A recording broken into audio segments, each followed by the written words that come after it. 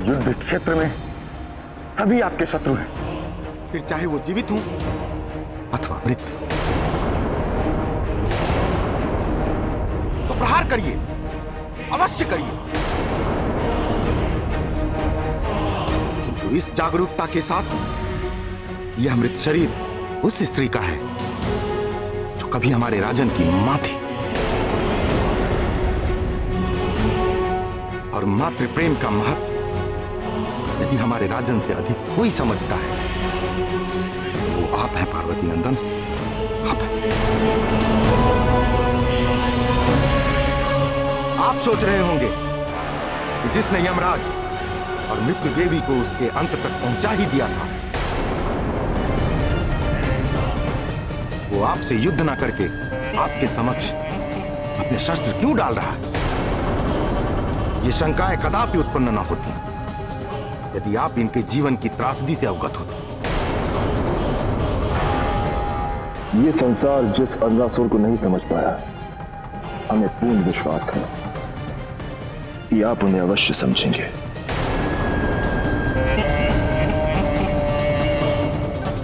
माता के प्रति अपार प्रेम, किंतु उसमें पारस्परिकता का संभव न होना एक पुत्र के लिए कितना कष्टदायी होता है, यह आप भली भांति जानते हैं। आप स्वयं इस सुख से वर्षों वंचित रहे, वर्षों आप उस वात्सल्य के लिए तरसे, और इसी समानता के कारण हमारे राजन आप पर कदापि प्रहार नहीं कर सकते।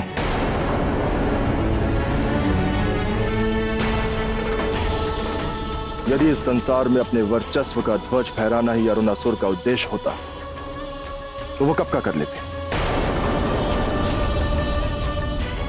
पंच देवताओं को कभी मुक्त नहीं करते, कामधेनु की हत्या करते, चारों ओर रक्त की नदियां बहा देते।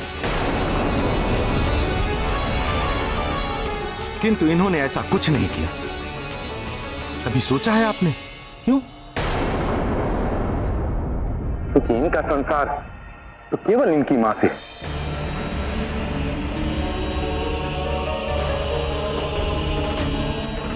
क्या एक पुत्र के लिए अपनी मृत मां को पुनः प्राप्त करने का स्वप्न देखना अपराध है? अपने मां के शरीर में प्राण डालने हेतु प्रयत्न करना पाप है। हमारे राजन ने जिससे भी यह निवेदन किया, उसने इन्हें नियति का ज्ञान देकर भ्रमित करना चाहा। हम मानते हैं कि इनके कारण बहुतों को कष्ट पहुंचा है, किंतु क्या इसके दोषी अकेले राजन ही हैं? ये तो कहते हैं कि यदि महादेव इनकी मां को जीवित कर दें तो ये आजीवन उनके चरणों में स्थान ग्रहण करेंगे, उनकी सेवा करेंगे।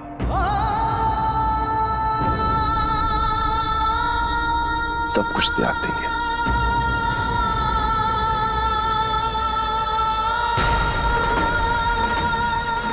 क्या यह किसी बुरी विकृत मानसिकता के लक्षण है?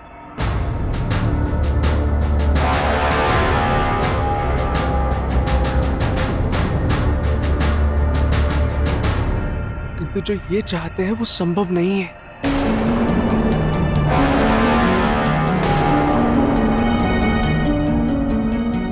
मृत्यु के पश्चात कोई पुनर्जीवित नहीं होता।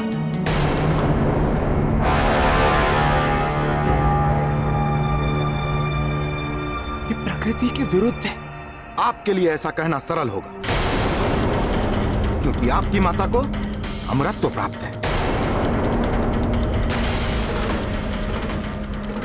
फिर भी जब आपकी माता तत्व देवताओं का दायित्व निभा रही थी, तो उनको कष्ट में देखकर आपको कैसा भय, कैसी चिंता और कैसी विवशता का अनुभव हो रहा था, स्मरण कीजिए। ये उचित नहीं है। जब उन 5 देवताओं को मुक्त किया जा सकता है तो विलंब क्यों? हम क्यों मां को इतना कष्ट सहने दे रहे हैं? क्या आपको हमारे राजन के अकेलेपन की अनुभूति हो रही है? सोचिए, अपनी माता को ऐसे निर्जीव कितने वर्षों से देखते आ रहे हैं, प्रतिदिन।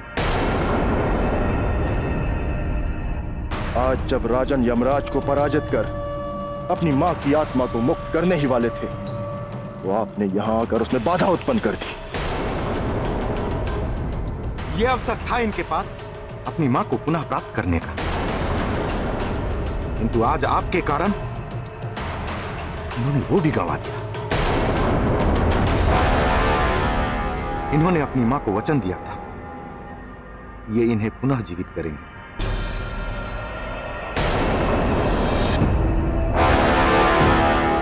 अपनी मृत्यु से पूर्व एक बार इनको मुस्कुराते हुए अवश्य देखेंगे,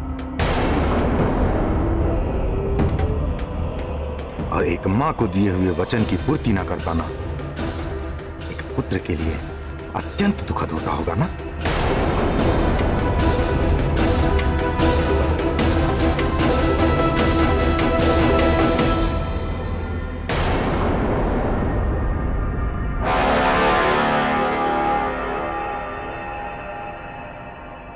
मैं तुम्हें वचन देता हूं अरुणासुर कि तुम्हारी मां फिर से मुस्कुराएगी।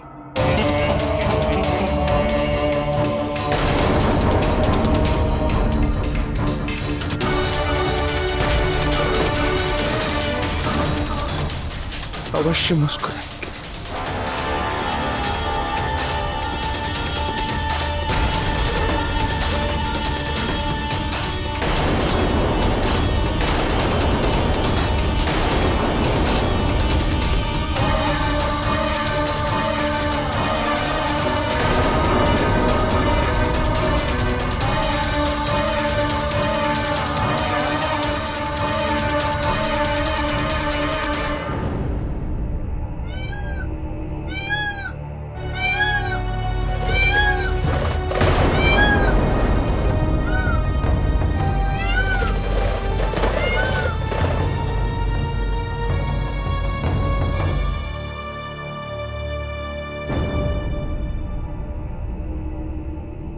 मैं जानता हूं गणेश कि तुम क्या सोच रहे हो। अब तक हम इस युद्ध को केवल अपनी धारणा और अपनी विचारधारा के दृष्टिकोण से आंक रहे हैं, किंतु आज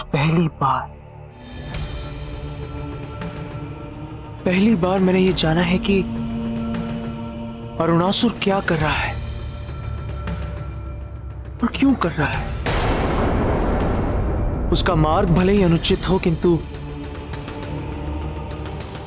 वो बुरा व्यक्ति नहीं है। वो हमारी ही भांति संवेदनशील है, भावुक है। जैसे हम अपनी मां से इतना प्रेम करते हैं और उस प्रेम के लिए हम कुछ भी कर सकते हैं, उसी प्रकार अरुणासुर भी अपनी मां को पुनर्जीवित करने हेतु यह सब कर रहा है। ये उसका प्रेम नहीं है भैया, ये उसका हठ है, अहंकार है, प्रकृति के नियमों के विरुद्ध। यदि उसकी मांग उचित होती तो क्या पिताजी संकोच करते? मैं बात करूंगा पिताजी से, मैं समझाऊंगा। भैया मेरी बात। नहीं गणेश, मैं अरुणासुर से सहमत हूं और मैंने उसे वचन दिया है कि उसकी मां अवश्य पुनर्जीवित होगी, और वचन की पूर्ति करना केवल तुम्हें ही नहीं आता है।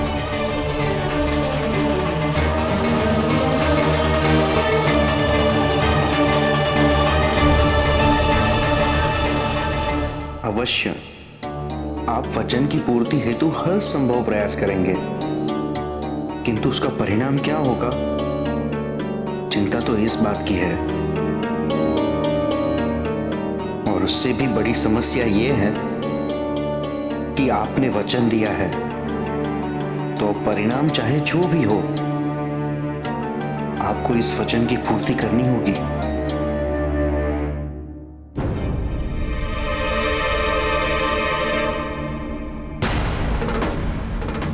पिताजी,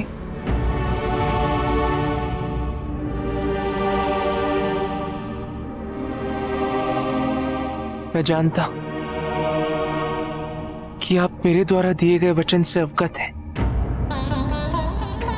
किंतु मेरे इस वचन का उद्देश्य आपका अनादर करना कदापि नहीं था।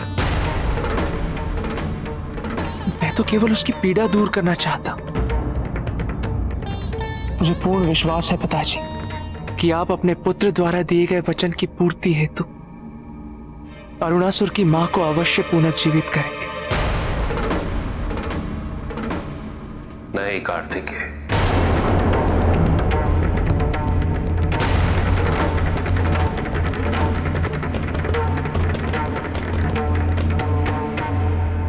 किंतु कारण क्या है पिताजी?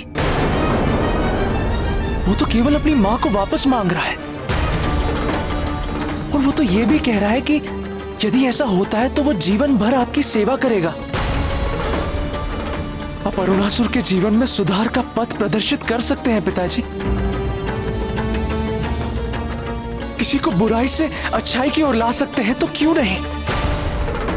स्मरण है कार्तिकेय, मैंने तुम्हें सचेत किया था।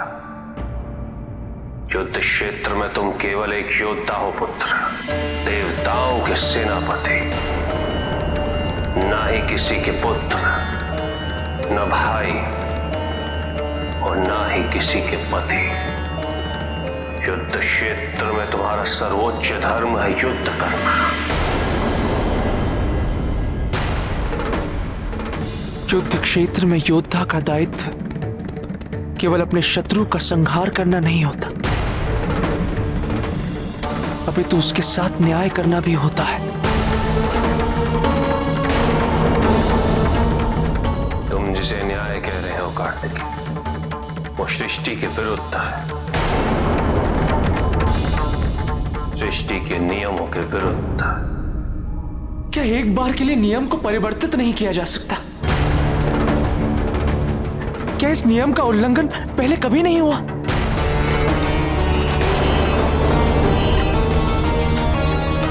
विनायक की तो बात ही नहीं कर रहा हूं मैं, किंतु क्या सूर्य देव को आपने पुनर्जीवित नहीं किया था?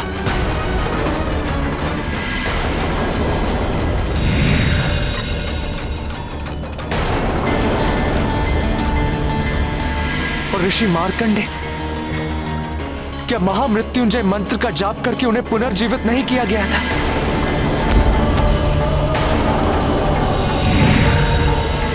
और यदि उन्हें जीवित किया जा सकता है तो अरुणासुर की मां को क्यों नहीं पिताजी? क्या यह अधिकार केवल देवताओं और ऋषियों के लिए आरक्षित है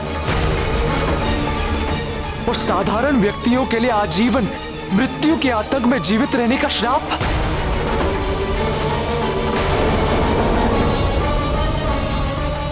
क्या यही है महादेव का न्याय?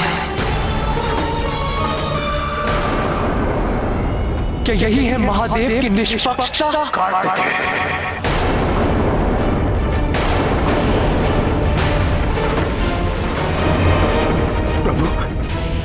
प्रभु आप शांत हो जाइए, कृपया शांत हो जाइए।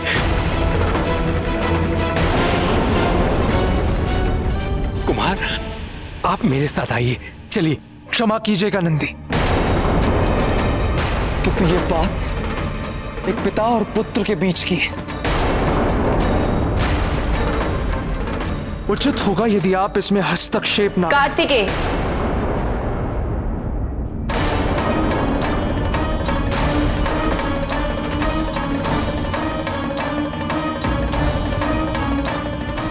मर्यादा का स्मरण रहे, उसका उल्लंघन करके तुम हमें लज्जित कर रहे हो। तुम्हें अपने पिता और नंदी से इस प्रकार बात करने का कोई अधिकार नहीं।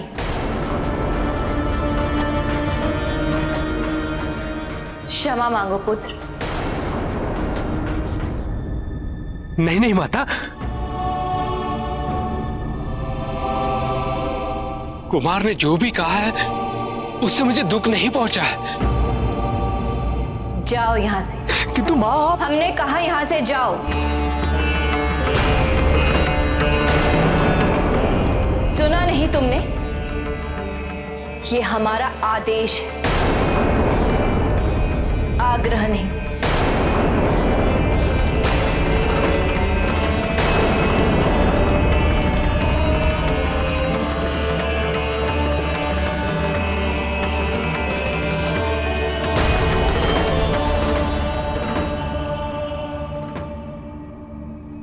अब हमें ज्ञात हुआ स्वामी,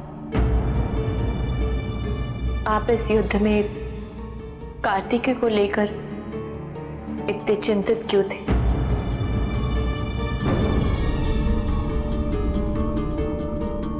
हम उसे समझाएंगे स्वामी।